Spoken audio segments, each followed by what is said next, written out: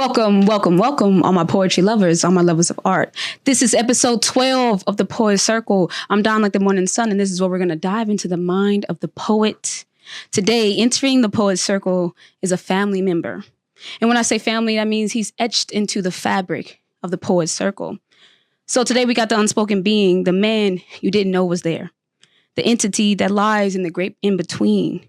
We call him B.E., but his name is Brendan. So if you're in your cubicle, in your car, or on your couch, please give it up for B.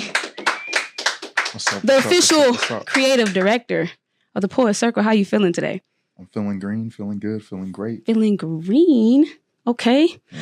No, I'm glad that you're here. And again, I wanted people to see your face anyway at some point because you're part of the team, you're part of the family. So thank you for that. Thank you for just listening to your heart. And then it led you to us. Yeah. So I appreciate you. I want to say I appreciate you too. I mean, honestly, if you wasn't who you were, nor for what you built, I mean, I wouldn't even be sitting here right now. Man. You know, so thank you. Thank you. I appreciate that. So I got to ask everyone who comes to the circle, when did you fall in love with poetry? I think that goes into like the view of poetry for me. I feel like it's always been, it's been forever for me. You know, the beginning of time, like since you got here. Since I got here, you know, it was ingrained. It was ingrained. I am what I need to be, you know. but no, for real. I fell in love with wrestling when I was very young, and for me, I noticed the style that they would communicate, and to me, that's what poetry is. It's language. It's language itself. Like it's communication. If you notice the way that a human is speaking, you notice the flow within the passion that they speak and they deliver. You can tell if it's real or not. Right. So I think like it became a thing that we even talked about off camera, like truth. Yes. Like it's that my infatuation with truth, and I believe poetry is that extension where truth uses poetry as its director in some kind of way. Yes. You know, the guide. Yeah. I think that's actually interesting because if you're not exploring the truth through poetry, I just don't think you're doing it right. And that's what I mean by the integrity of the thing. It's got to be truthful. It's got to be authentic and real, like you said. If it's not any of those things, it's not anything at all in that realm. So I really do appreciate you just even saying that. And we're gonna dive into truth today, just in general, because I feel like that's a theme that has been speaking to me and pulling at my heartstrings as well. So hopefully it comes out in my questions. So let's start with the voice of the poet, right? I feel like that's the foundation of what we have. It's your voice in that mic and the way that translates to our audience, right? And you have one of those voices, to be honest with you. So feel free to just get into that baritone, okay, for the ladies out there. Do as we gotta do. Yeah, Mrs. and Ma'ams, cougars all alike. I love them all. Can we snap for that? He said cougars. Okay, so I want to start with, because there's so many things I feel like that embody the voice of the poet. I feel like books, art, music, things like that. So I want to start with literature, okay? So I know you read. Is there a book out there that has a character or a story that you feel reflected you the most and basically showed who you were in the most in that book? Not yet. Not yet? No. Why not? Because I don't resonate with them fully. Like, I feel like they're just an aspect of what I see and what I'm feeling in that moment. Like, I was working on something called The Story of a Dawn, right? And that thing turned into a 2-part poem. What was part 1 and part 2. And some people have gotten to hear it, where it's like, in total, if I perform it, it's like an hour and a half long, me performing it. And it's just me straight, just going off the cuff and going into characters and different things like that. And like, even that is just only a piece. And so when I started working on my own stuff, I was like, well, I got to be the person to tell my truth. Mm-hmm. You know, it's Toni Morrison, I believe, she talks about like if there's something, if you don't find what you're looking for within the stories that you read and things like that, and I'm really paraphrasing a bit, so, and it's meant for you to create it. So when we talk about truth and essence, like in voice, I feel as if I'm still uncovering and finding my own. And it's like I find pieces of that character that's already done, the final boss of myself within a lot of things, but they're not me. Everything is me within. So I got to find that. Okay. And that is a forever journey though, right? Always, even when I die. It's in the afterlife because there's a whole nother phase that's going on that I got to know. So honestly, you went beyond the question in itself, but just fine because you should. So, when I tried to think about a book for me that resonated with who I am the most. It's a book called From Scratch from Tim B. Locke.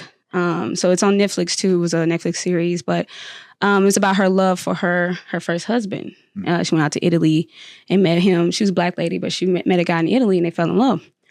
And I think it just resonated with me the most because the way she loved him, that was the first time I saw somebody love the way that I love.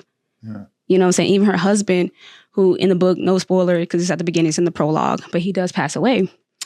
Even the way he loved her was the way that I love. And I just felt like no one could articulate it the most more than that book for me. So I saw myself the most in that book. Yeah. But I still think it's interesting that you find pieces of yourself in each book or in anything that you read or you consume, and that it's only scratching the surface, correct? Yeah. Okay. And then I'm just trying to see, because what I'm getting is you'll never find that book. It's going to be the collective of things that you consume in this life that become who you are. Yeah, I think I'm going to be the one who makes it, but it's with the help of myself. Mm-hmm. And it's like, even when that book comes out, it's still not done. And so it's like that satisfaction is only going to be momentary, but I just got to accept it. And I mean, even satisfaction itself is based on acceptance. So, I mean, by the end of my life, I hope that I've found more, but I'm always yearning. Okay. So when you write, what is the tone in your writing, meaning the attitude towards your subject? I mean, it depends. Like sometimes there's things that I don't put on the page or that I don't even share. That's like, because I haven't unlocked that part of me just yet to express it. Like the wild, creative side of me that can tell a story of truth and make you wonder, did this happen? Mm-hmm. The way that I sing it, the way that I tell it, I can tell it with happiness. You know, and right now I'm expressing a lot of vulnerability. I think that's just a chapter I'm in. Mm-hmm. And that's like the point of even finding myself even more. You know, okay. So the pieces that I've been working on today have been, the voice is very introspective. Mm-hmm. It's very, it's with a keen eye, not to scrutinize, but to value it. Okay. To look at the word, look at the letter that made it and everything, look at the sentence and say, okay, is this what we want to say?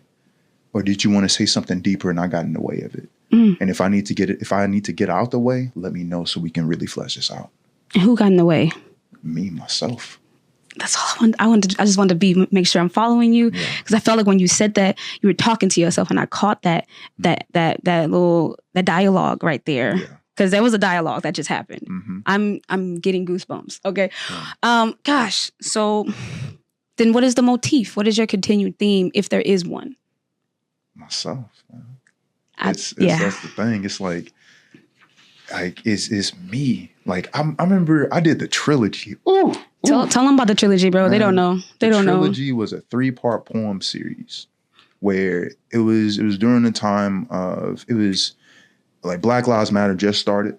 Yeah. Like as far as the actual like hashtag and things like that, but a bigger movement. Yes. And I was talking about the things that I was seeing, that I was feeling, but my position with it. And even in there, I was like, there's something deeper that I need to say. But how connected do I feel right now? Do I feel safe? And so part 1 kind of talked about, it was me pissed off. Like I was like, I don't really fuck with this life that I'm living.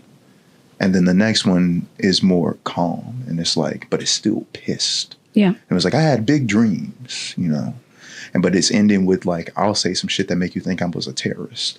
And then the next one goes into like the reconciliation, the acceptance that I'm not there yet. But the point of us getting to where we want to be isn't going to be through me killing you or you killing me. Right. It's going to get through something a little bit further that perhaps we all touched on, but we get so egoic to where we don't lean on it enough. Mm-hmm. And so, you know, it's always going to be myself in that.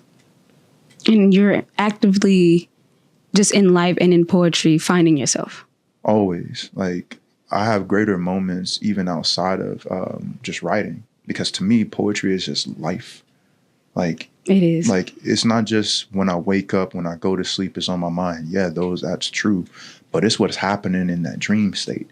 And I call dreams different realities experienced after massive shifts.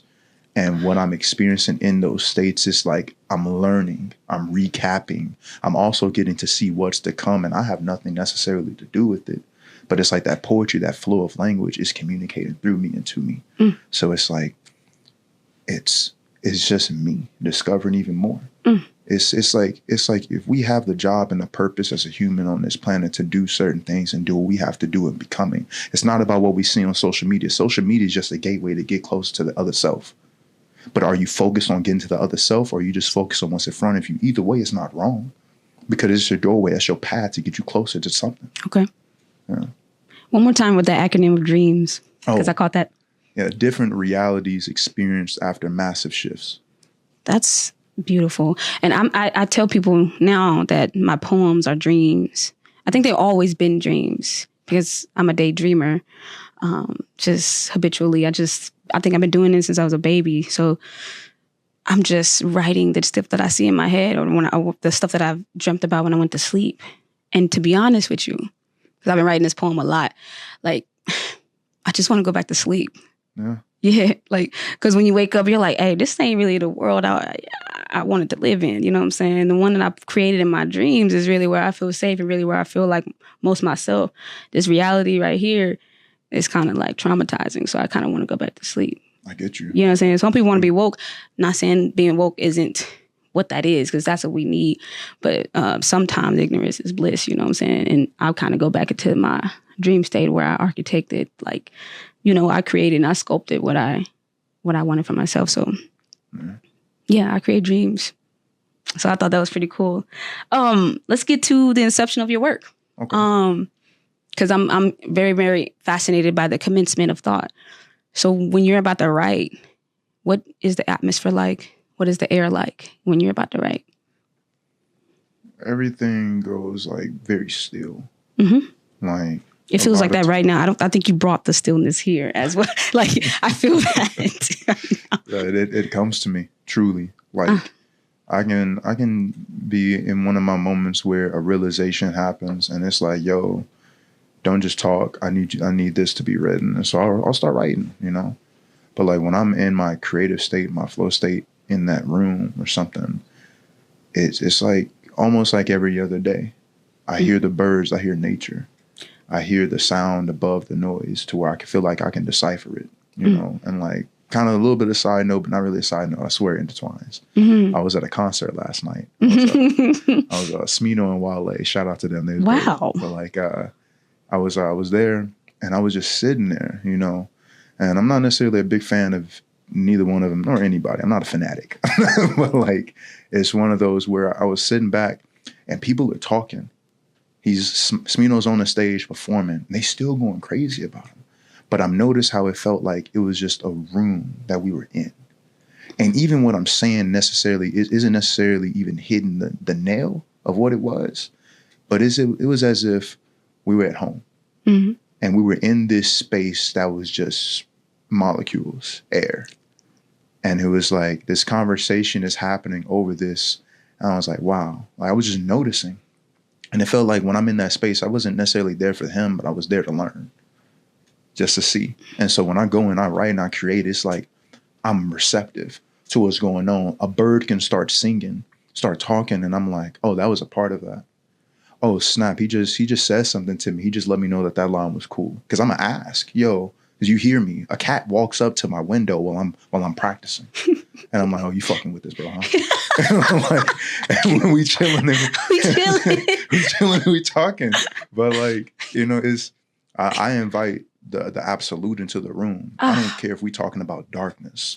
We can talk about absolute light. I can give you the beauty, but I can give you the grit as well. And if I don't give you the grit within the beauty, then what's the point of seeing it all? You're like the personification, the presence. Like, I've been trying to figure you out, bro. I'm like, I've been in a way, like, and it's like, it's every day something new. Like, I tell people all the time, man, let me brag about B real quick. Cause B, he just be, you know what I'm saying? And he be where he need to be.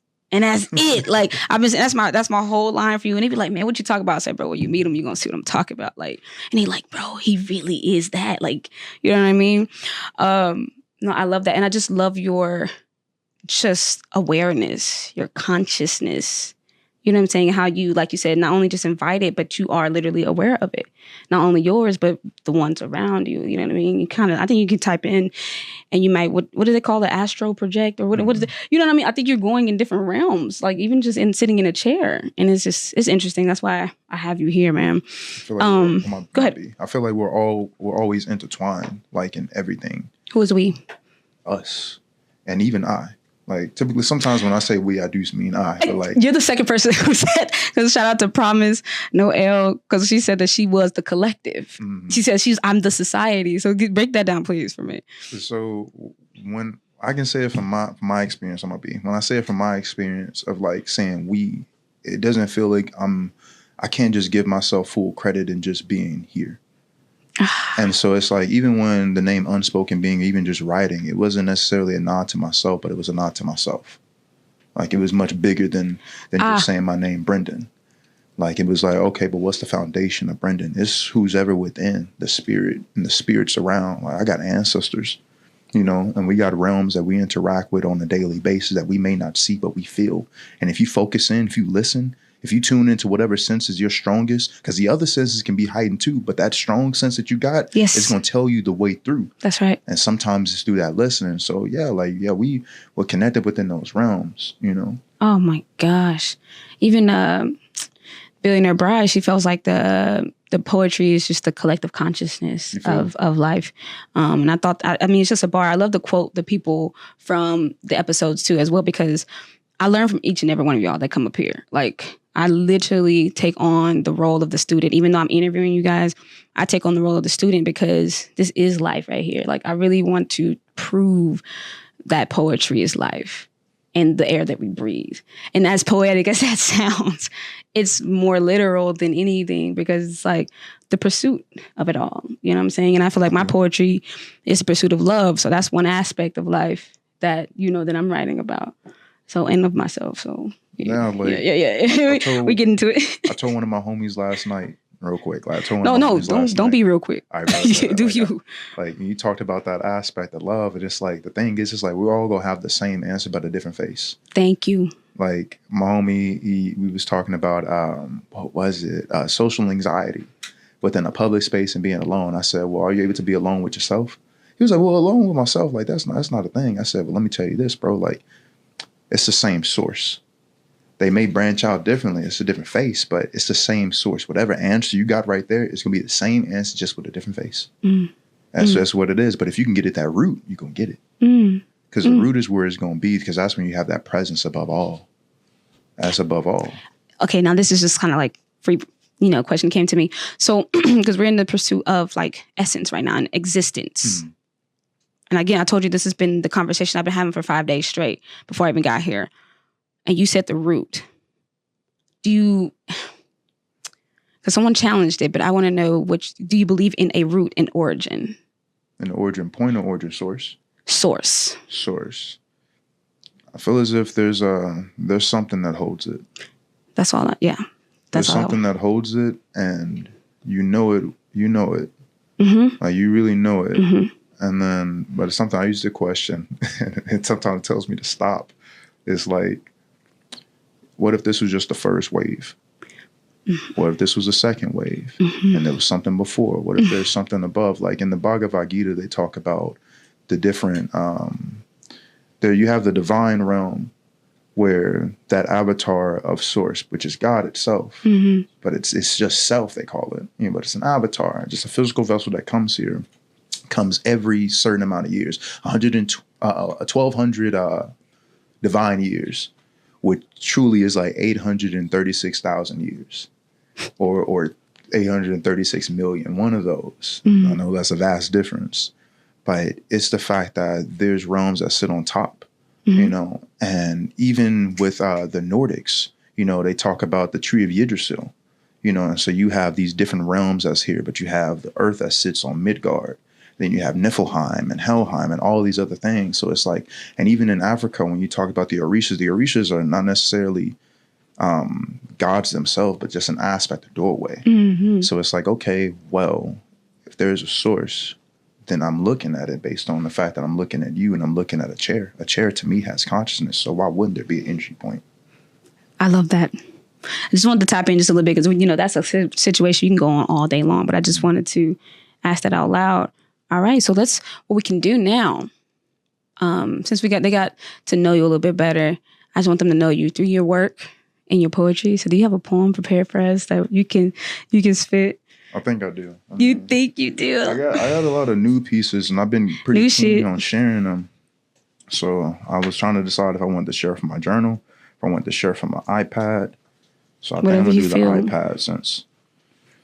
The fact that you're getting in your bag right now, like for real, hey, the coach. Like quite literally is, shout out to Melvin. You gave me that bar. Shout out to Melvin. Get in your bag, bro. Yeah, it is. Yeah, I stole your Tell shit, the bro. coach to go to coach me. Hey, no, another bar. All right.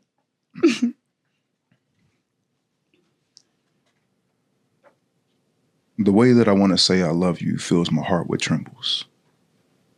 I want to say that. I want to say that. I want to say that I love you. But sometimes I don't know. I'm sorry I fucked up many times trying to battle with my emotions.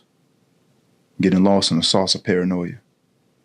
I guess my soul knows battle stories, so a lot of myself is useful. And I'd rather say the other phrase, but I don't want to give in to that. People on the media say my language is a barrier between myself and what I'm doing. I've listened to it so much, I started to believe it. And maybe I got social media brain. And maybe I'm letting go. Sometimes I get provided information and it's seeming as if it's attacking my mind, and inside I see a battle system start to engage. To keep a wall around, to keep the rebellion out. Seeming as if the information is screaming to the masses and one button is pressed inside and I go and walk away from the man standing on the box before the police grabs them. Hearing the hope in the voice as someone listens to turn us into rioters. While I'm hoping on the inside to turn around and be free when my own body starts to walk away. And I'm left clambering and clawing on the wall like a prisoner attempting to leave. As my fingers start to bleed and I become another body lining out the base. I just want to be free. I don't know how to formulate my feelings. I want to leave, but I can't let go.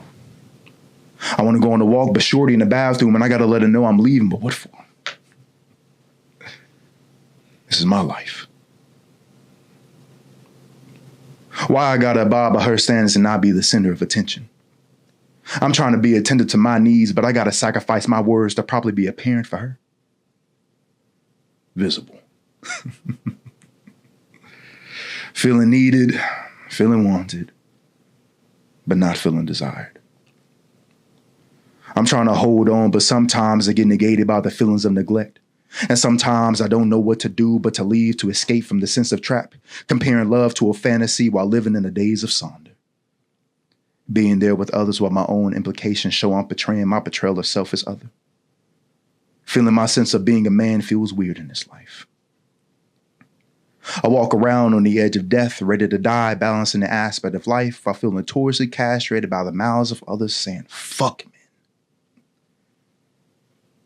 While still saying I should listen to them. And while I'm wondering why should I, I'm still sitting there on the couch wanting to leave.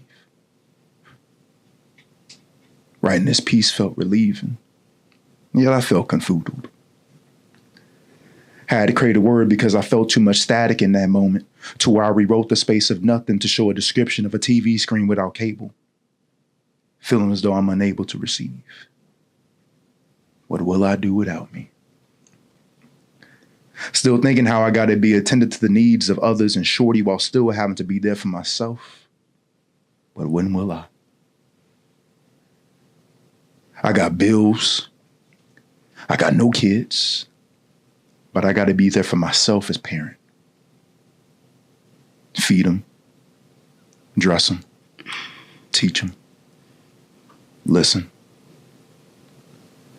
Stab when he can't sleep. Tell him it's going to be okay when he can't cry. Consider how we go keep on the lights when I'm feeling scared inside about the next day.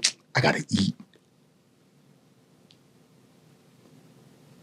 Knowing I still got to be the kid inside in this wonderful life. Because I love him. And because I want to. When can I go on a walk by myself and not tell anybody goodbye? It's best to say any day because that's the truth. So now I'm asking, when did I subscribe to the biddings of having to tell somebody, anybody, something, and having to agree with them? And signaling my approach and being nice to someone, believing in Jesus. When did I subscribe to social standings when I hadn't asked to want to subscribe to myself? And I'm not even hoping that they do. His name is Son. My name is Dad.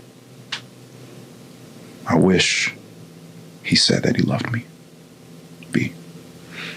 Oh my God. Oh my God. Can we clap for him then? You know? Wow. At first, I thought this was like a relationship, right? You know, and I'm pretty sure you wrote it that way. Like, I thought were you talking to like someone else other than yourself? This is what I'm thinking at the end. I'm like, okay, now he's talking just to him, parenting himself, having a relationship with himself. Was it for somebody at first? Nah, it was all me. It was you the whole time? I can tell you what happened. That happened. I wrote that in one sitting. You wrote that when? One sitting. When did you do that? Oh, it was about a month and a half ago. What inspired it? Me. I was frustrated. I was confused. My head was ringing in different ways, and I was having questions, and I was having feelings that felt like never came out, and I wasn't being asked anything. And I was sitting next to somebody in my truck, and I was like, yo, you mind if I spit for a little bit? Like, not do any pieces or anything, but just talk. She was like, yeah, go ahead. And I'm sitting outside the Natural Grocers just talking, just saying all these different things that's been on me for weeks. And the last thing I said was, the only way that I feel like I can really articulate my feelings is when I'm going to have to write later on, because that's what's going to happen. And we go back to the crib, and I just sit on the couch, and I'm by myself. And I pulled my phone out, and I started writing. I just started typing away. And everything that I was talking about was happening. She was in the bathroom. She was in the shower. Yeah, it felt like that. I wanted to go on my walk, but I couldn't. I was seeing things on social medias. I'm pulling up my phone, and I was like, man, like, damn, I feel like I can engage with this, but now I feel myself just shut down a little bit going somewhere else. I feel as if there's an agreement that's happening to where if I say something one way, just my perspective, my opinion, now it's by being, is I'm a villain. But fuck that. I mean, it is what it is at the end of the day. And so it's like, I'm just getting pissed off. I'm just getting mad the entire time. And I'm like, I just got a lot of shit I want to say right now. And it just became a conversation between me and him and me. And he's just talking. And then whatever was just outside, just listening and observing was like, yeah, do that. Say that. Say that shit one more time. Lean back a little bit. Nah, you're not saying it the way you really want to say it. Say it. Mm-hmm. Say it. And I was like, okay. And it became a thing where it was like, his name is Son. My name is Dad. I wish he said that he loved me. And we're both saying the same thing to each other as if we haven't heard it from one another. Wow. Oh, man. I mean, that's just too real. It's not too real. It's just real. And I love how you brought the stillness to the room too. It's masterful. But I'm gonna get to that word in just a minute. And thank you for that. By the way, I want to say thank you for that. Thank you. You're welcome. The poem that I got is called "The One Who Knew Nothing," and still being written. I kind of really want this poem to be 15 minutes. Yeah. I have never written one. My poems usually are like 3 minutes, right? But if I just write and not think and stop, I'm like, dang, 3 minutes again? It's on accident. But like I said, it's still being written. I'm gonna read just a little bit of it. One day, if I can get it to 15 minutes, I just wanna be on stage with a band.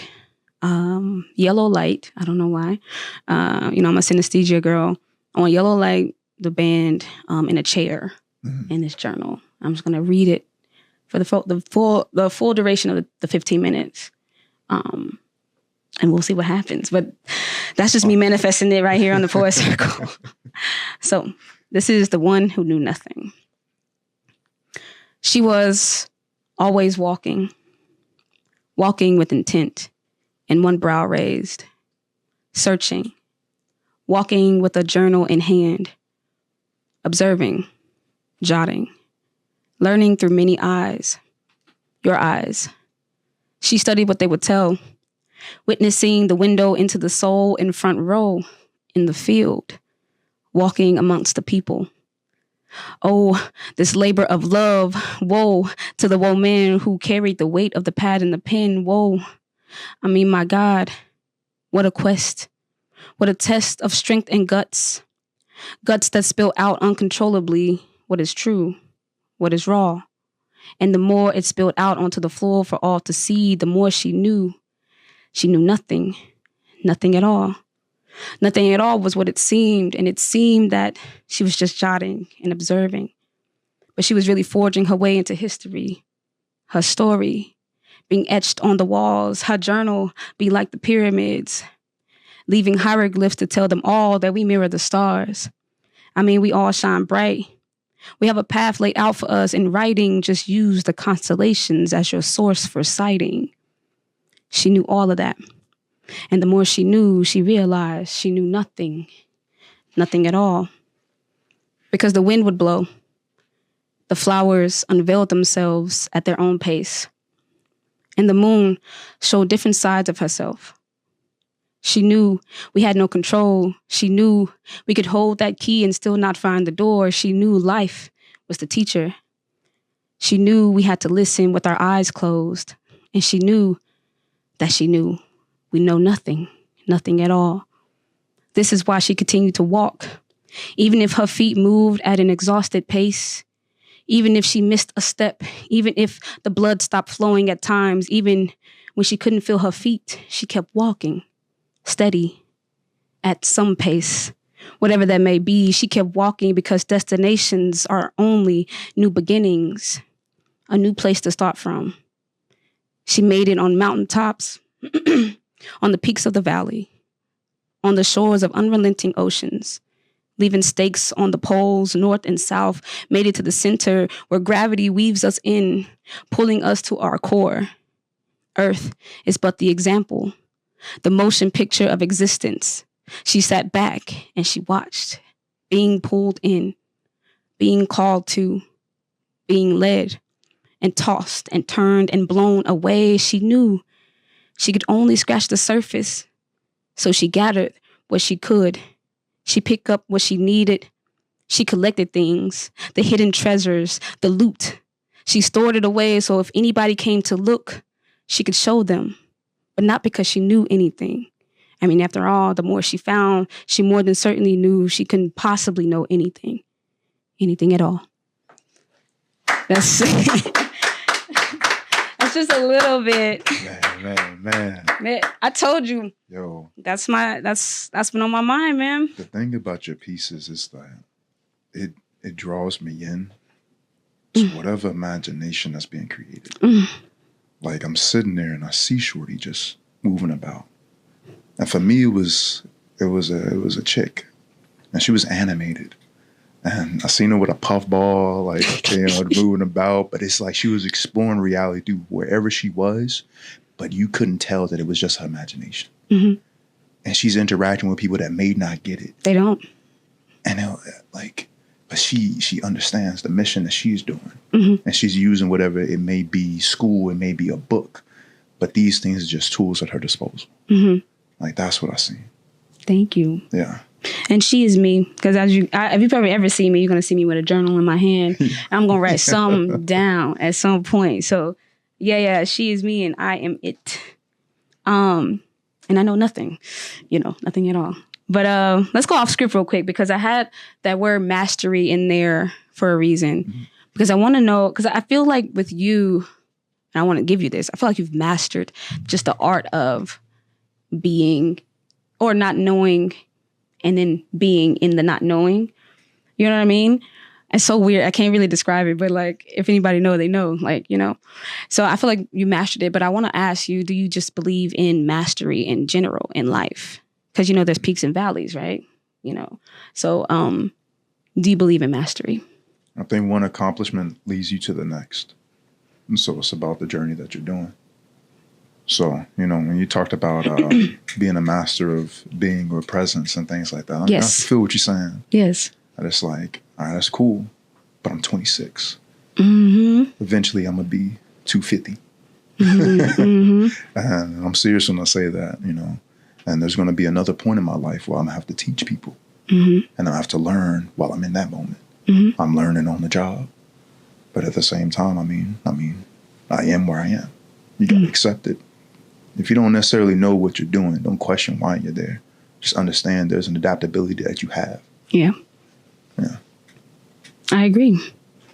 And then, because even when I ask myself about mastery, I do think, because like the peaks and valleys, because even Lauryn Hill, I study her a lot, and she had this, I think it was a TED Talk before TED Talks, right? I can't even know, I don't know how long she was up there, but it was like she was giving a seminar. I might have to make a clip of this for the page. And she was talking about peaks and valleys. That's why I talk about it a lot, because she was talking about, she just feels like it's mastery and then relearning, mastery and relearning. So the mastery part was the top of the mountain. Then you got to fall down from that mountain. You see what I'm saying? Because there's another one to get to. And then you get there, you master that. And it's a, never anything. So I brought that up because I do believe in mastery, but then it's like, that's just my 10,000 hours in this, but there's something else I got to get 10,000 hours on. You know what I'm saying? We got to just make the most of our life. I feel like you can master multiple things if you really out here working. What's the phrase? Jack of all trades, master of none, but it's better to be a master of one. Be a master of none, something like that. Okay, I'm glad you put the part at the end, because they stop at the part where they're like, jack of all trades, master of none. And they're like, it's kind of shunned upon to be, multidisciplined. You know what I mean? Instead of just like focused on one thing, because I get that a lot as well. But then there's still another part to that. The thing about it is this. I used to tell my mom this. I was young, and me and her would go back and forth. We still do, but it's always, that's my mama. Shout out to mama. Shout out to mama. Natasha Lewis, my lady. Oh. I'm like, for real, she would say that quote to me, and I would tell her, I said, but I'm a master. How old were you when you said that? I'm like 11. And she'll tell you, like, this was how it was. I'm like, why put that on me when I can excel? Mm-hmm. And even if I am a jack of all trades and I'm a master of them all, why not be able to be the teacher? But that didn't feel too genuine to me. And I was like, nah, what leads a person to not master? Well, you got to learn as you mastering. Giving up, stopping, maybe not realizing that this is not you. And maybe you only got the things that you needed for whatever you had to do next. Like, there's a lady, Tamara Hill, I believe. Okay. I'm probably saying Tamron Hill. Like, I'm saying the talk show host? No, not okay. At all. She's an executive producer, and like, if she sees this, she probably gonna kick my ass. I know her. So it's one of those. She was like, she went to school. She has a law degree. She got a degree in chemistry and everything like that, but she's an executive producer for TV. Mm-hmm. She's worked with artists like 2 Chainz and this, and this, getting up to that point. And so it's like, what's the point of a phrase? The phrase may not mean anything to you. And why apply it to somebody else? Well, that's just the perspective of that. Maybe they're just trying to protect you. But being a multidisciplinary is big. Polymath and everything like that. Yeah. But understand what you want to be, because once you become the master of yourself, you are the master of everything. That is key. Okay, 2 more questions and we get up out of here, right? So from my Eminem segment, music and movies, talked a lot about movies a lot in the past couple episodes. So I'm going to switch to music today. So is there an album that you can say, if you can even give me 2, that is the soundtrack to your life? Man. I know. That's why I said I'm going to give you 2 just in case one is too hard. Yeah, I appreciate that. Uh-huh. Because it's a playlist. Yeah. Okay. You can even go there. You can go into that. It's the greatest playlist ever. Did you create it? Yes, I did. Yes, I created it. I already know. I used to make burn CDs, even for my basketball team, too. What? No, dude, I used to make mixtapes for real. So let's get it. MyMixtapes.com. Yeah. You know what's up. No, but Guava 9000 It's a playlist that I have. So on Spotify, anybody want to check it out? Please, you want to put the link in this episode? I can. Let's do it. Can. Let's do Hey, it. We look, got to. I'm gonna let you know right now. It's almost at a week worth of hours. Wow. 151 hours and 8 minutes and counting. Right 151 now. hours. 151 hours. Okay, you beat me. You beat me on that. I gotta. I'm telling you, this is a beautiful playlist, and it's gonna have the art that displayed is Emily Cavender, and I selected that art specifically. She's a Dallas artist, and I hope I get to meet her one day. And it's the artwork. I got to tie that into it too. It's this body being dragged away by this other body, and it's going towards the sun. And then like when you see the beautiful colors that's on that painting, and then you see the actual playlist, it's not just one genre. It's everything. Gotta be. You know, and then my other playlist is called For Greatness. There's a period before the four, and it says For Greatness. And it has a whole bunch of jazz, EDM, deep house, all these different things. I may have some Freddie Gibbs in there. Larry June is my people right there. Wow. And like, but those playlists speak to me a lot because I mean, I create with them, I listen to them, and I pour into them.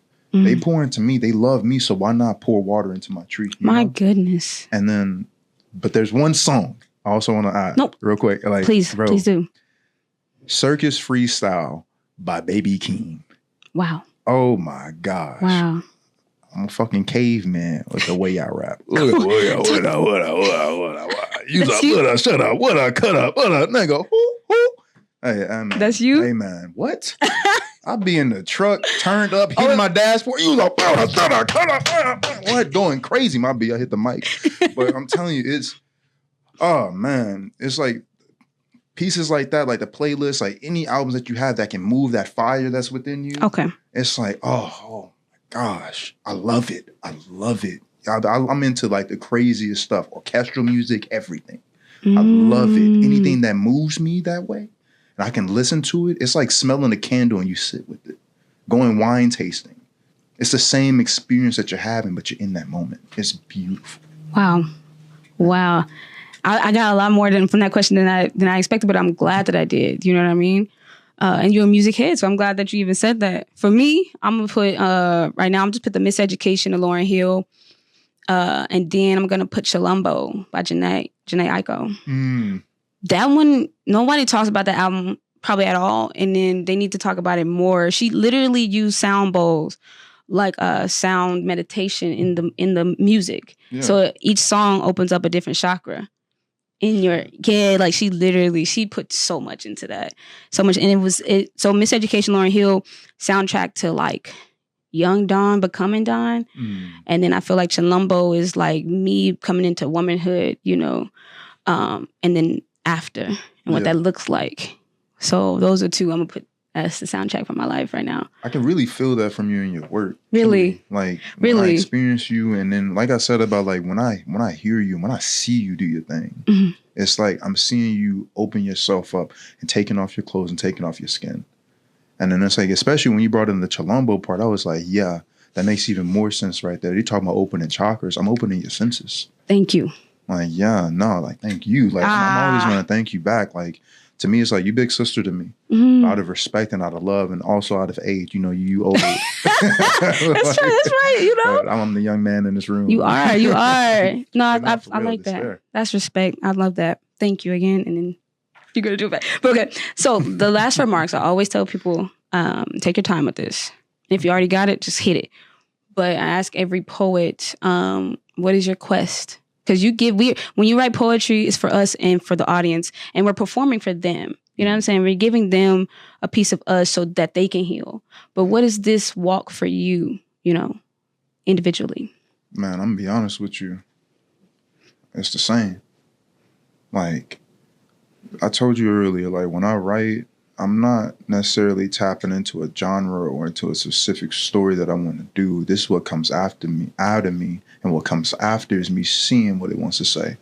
And sometimes I'm in the middle of me writing it and creating it. That's what it is, you know. And this journey, healing is involved into it, but I would never say that healing is the crux of all of it. Okay. Just as much as vulnerability wouldn't be it, because vulnerability is that doorway. Just as much as I said something about, hey, you can be on social media, that social media is still getting you to the self. So that journey of me is uncovering that self and knowing that self. knowing it even more, enhancing, ascending to be a master. Yes. To truly be an ancestor and then know what that means. And then eventually I get to be something of greatness. And I get to be one. You know, you may always be one, but you never know until you know. But when you know, it's the way that you know, not the way that everyone tells you. You dropped the bar. You dropped the bar right there. And to be an ancestor, oh my God. Oh my God. We're going to stop there because we'll be here forever. But hey, B, you know I love you. I thank you so much. You are, like I said, you're etched in the fabric. So where they see you, they're going to see me. You know what I'm saying? They're going to see Moses. We literally are one, like you said. So to my people out there, all my poetry lovers, keep writing, keep creating, find the poet within, and every day. Peace. Toodles.